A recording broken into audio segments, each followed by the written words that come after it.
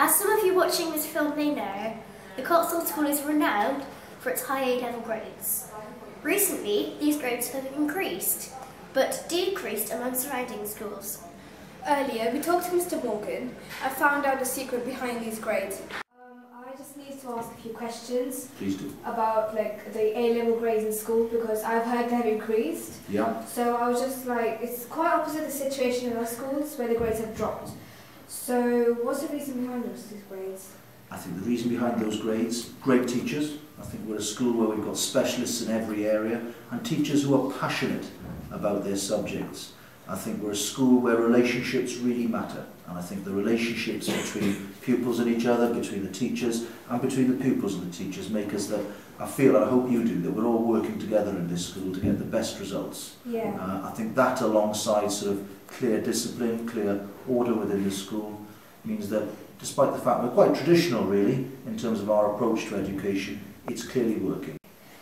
So Amy just would like to ask another question about the teachers. Hope it's a polite one. Do you have any concerns about the proposed changes to the exam system in which students are to take exams at the end of each course?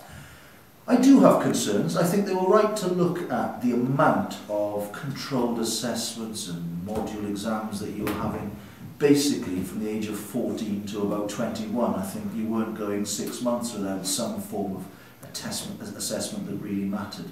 However, equally I've got concerns about pushing all of it to the end, because I'm old enough to have had all my exams at the end of year 11 and at the end of sixth form, and that in itself creates a huge amount of pressure.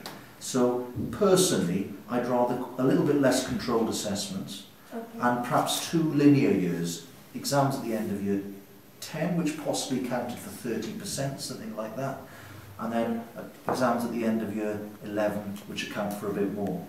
And I equally feel the same about the A-level. I think the AS system has worked, and I think Oxford and Cambridge are saying that as well. And to throw out the AS system is a little bit like throwing the baby out with the bathwater. And I think we might need a slightly more rigorous A-level structure, but I personally feel get rid of the January exams and have a linear year 12 and a linear year 13. I think that would have been about right. Yes. Do you feel with this new system where you have all the exams till the end, do you think it has got the students who are really excited or curious to try it out? This might affect students drastically. The students who are used to taking exams and modules, do you think it will have a drastic effects on their, I think it will. grades? It changes the preparation that we've got to do. For years as schools we've been told to sort of do assessments throughout the year and get a global picture of how you are. So I think it's going to change how we assess you perhaps in years 7, 8 and 9. But if you don't mind me doing this, I think I need to turn that question around. What do you feel about having all your exams at the end of year 11, at the end of year 13? Amy, how does that make you feel? How would you run? Well, I can't exactly say because I'm not exactly in that situation yet, but I think I might be a bit concerned about learning all of it and keeping it in my head. Yeah, you'd like a little bit more often. What about you?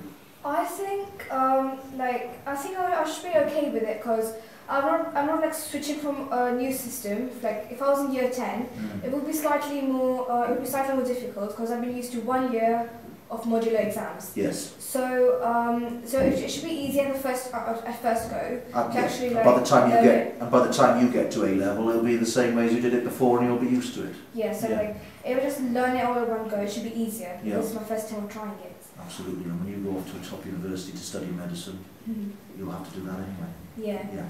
Okay.